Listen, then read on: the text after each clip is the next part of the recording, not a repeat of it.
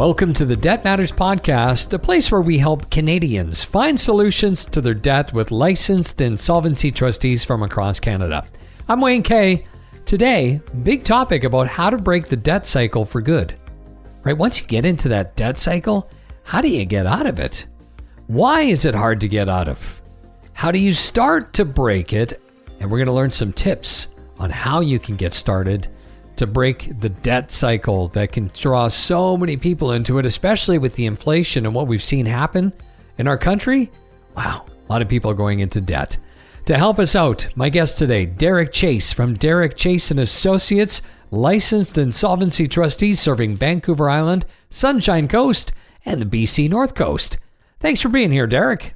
Thanks, Wayne. Great to be here today. I'm excited about our topic today because once somebody gets into the debt cycle, it is hard to get out of it. So I think this is going to be a great show where we can really help people get out of this cycle. So when you talk about a debt cycle, let's go to the basics. What does a debt cycle mean? Yeah, a debt cycle is a situation where you've incurred some debts, you're making some payments, and it just starts to cycle around in the sense that every month you're getting the same stuff, you're getting the same envelopes or emails, and the balance is either just hovering around where it started or it could even be going up. And that's especially true if you have a high interest installment loan or a credit cards. Those are good examples of settings, especially the credit cards where the balances can easily be growing. So you're just cycling around, you're not making any progress, and it can be maddening. It can be infuriating. I remember talking to a couple, this was actually for their taxes. They were making some big monthly payments towards their outstanding tax bill, and it kept going up, and they just could not catch it. So having a debt cycle and being trapped in it can be torture, really. It just you can't find a way out. And they were doing everything right. They were working hard and trying to get this payment down and just couldn't do it.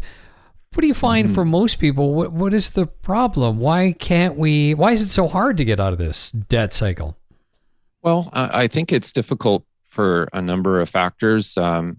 Usually it's the high interest rate that is keeping people in that debt cycle. That's either high interest rate or high administrative fees that rob the payment that they're making, in a sense. So the payment that's being made, a very small portion of that goes towards the principal.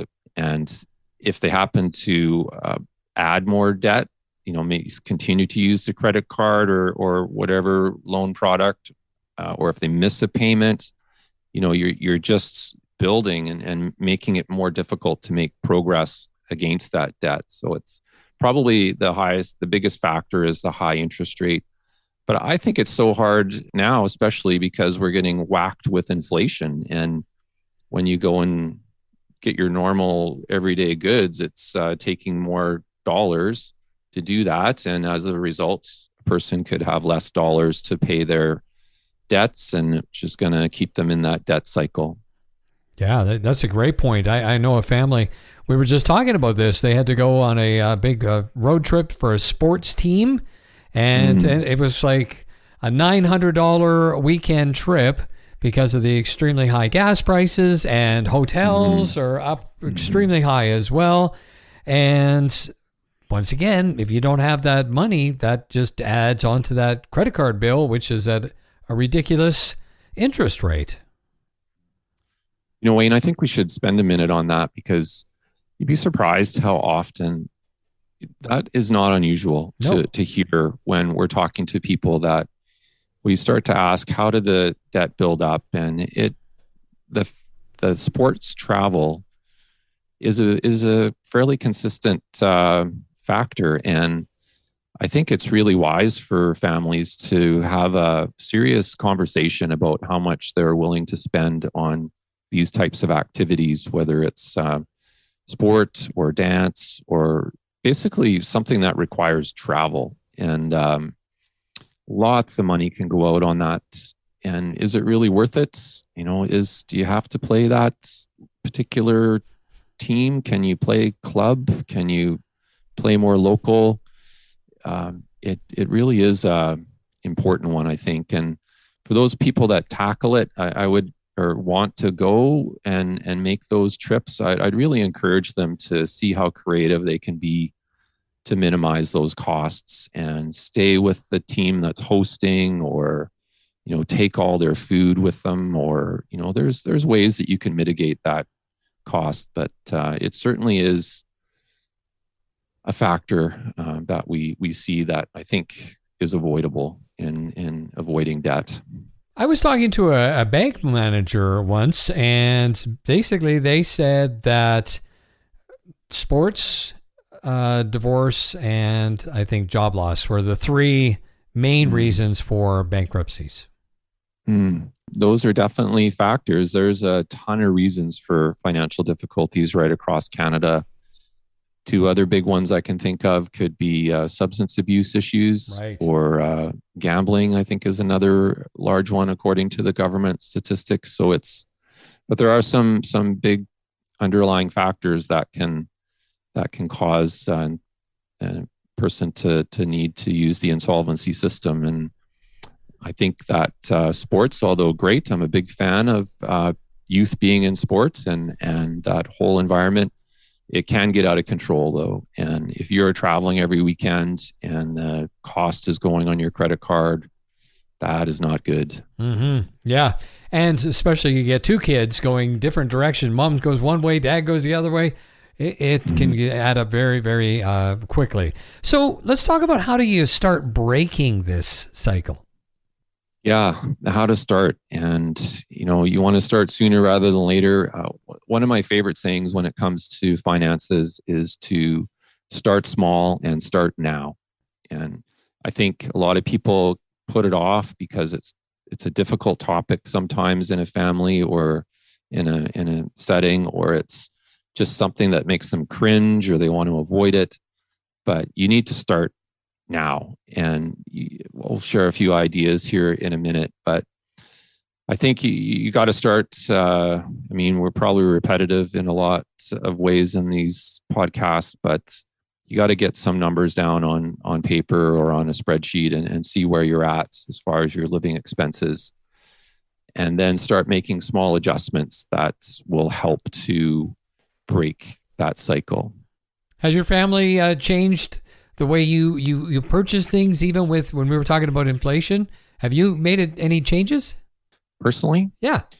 Well, I can tell you that we're certainly eating less meat than we have in the past, which has been really interesting and somewhat refreshing. Honestly, somewhat refreshing in the sense that we're trying a lot of new recipes, which has been fun. Yeah. Talk about being doing something different. There you go. That's exactly like every single person, especially when you're focusing on where's that money going. We've had to be a lot more creative with, where we shop and what we buy, and cutting back on meats, etc. So that's why I had to ask that question. So, and I liked your answer that you're, it's interesting. You're learning new recipes.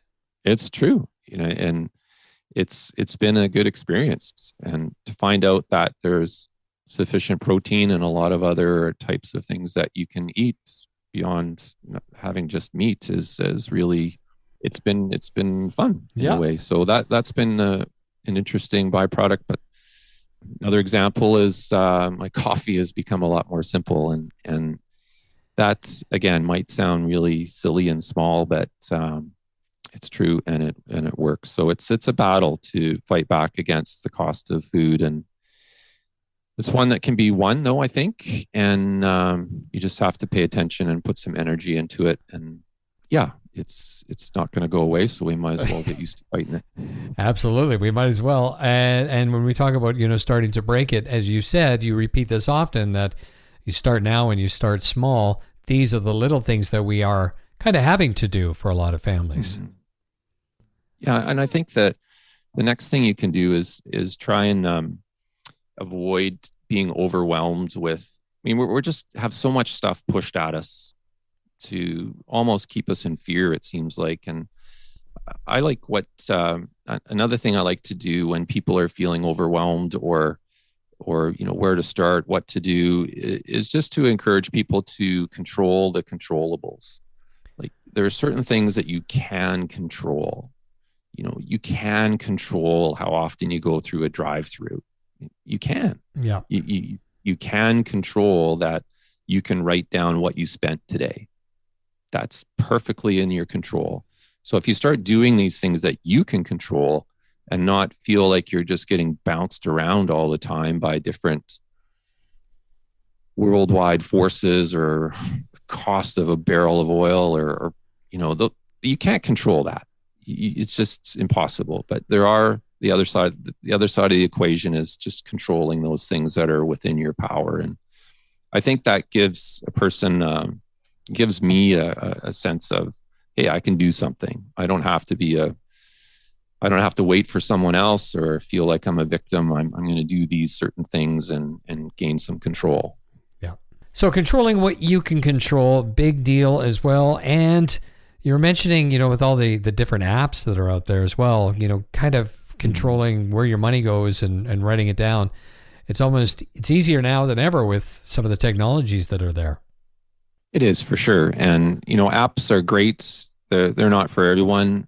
Certainly, I mean, that ties into just generally tracking your expenses. And there's several different ways that can happen. And I would just encourage people to try it. And if the way that you pick isn't feeling like it's going to last, then, try a different way. So whether it's just writing it down or a spreadsheet or an app, give it a try. And if you want to find the way that's going to stick so that you can do it each month. But, there are some other ways that you can control things in order to break the debt cycle. And I think certainly initially just to stop using your credit cards is a big point. I mean, if you have debt, you usually have some credit card debt. So if you just stop putting money onto the credit cards, that's a good way to start. And instead of using that credit card as your go-to methodology or way to pay, you start using your debit card or cash,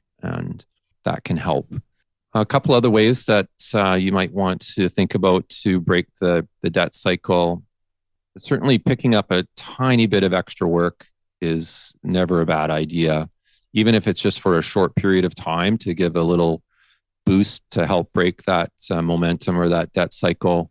I know, Wayne, you like to give some music lessons. That's an awesome way to pick up some extra work or extra cash, or it could be anything that you're interested in, really. Any hobby that you have can usually be turned into some little bit of cash flow. Lots of people give advice, and I would agree that to break the debt cycle, another way to think about is to tackle the highest interest rate loan that you have. And by doing that and getting rid of that loan first, that enables you to make better progress on the rest of the loans once you start making payments to them. It doesn't make sense to give an equal payment to a low interest loan and an equal payment to a high interest rate loan. It would be better to pay off that high interest rate loan first.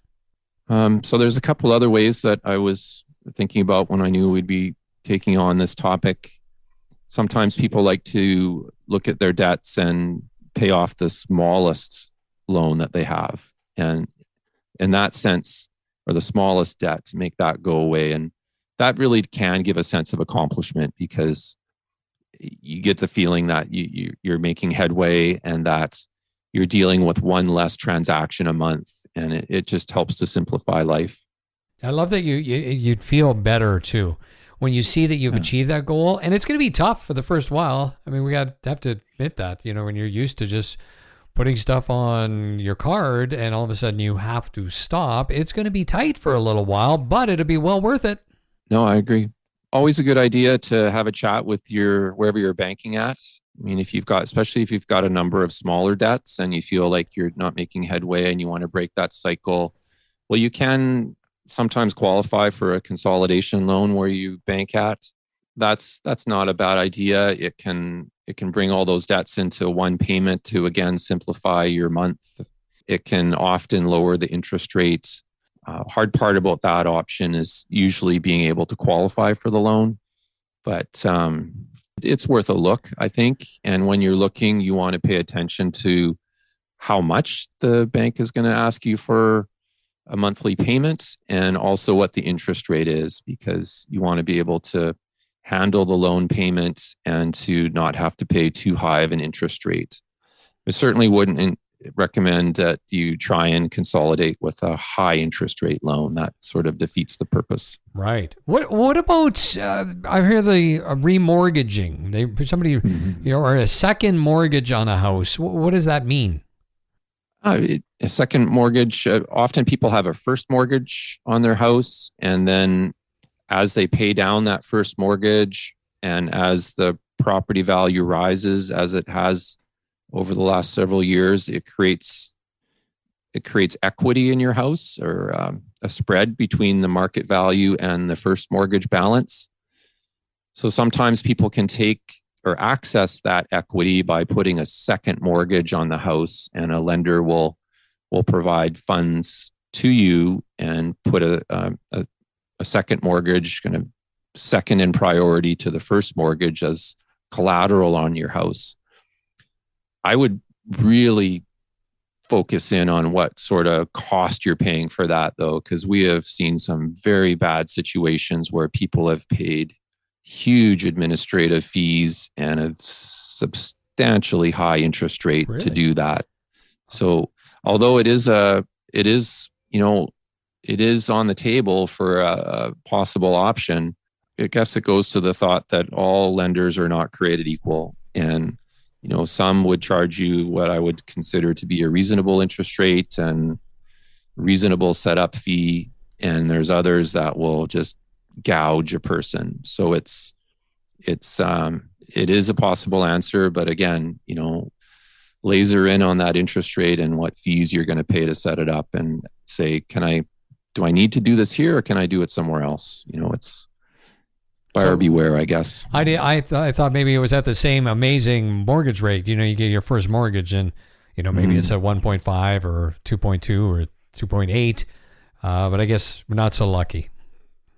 No, typically a second mortgage has much, much higher interest rates than your first mortgage. Okay, got you.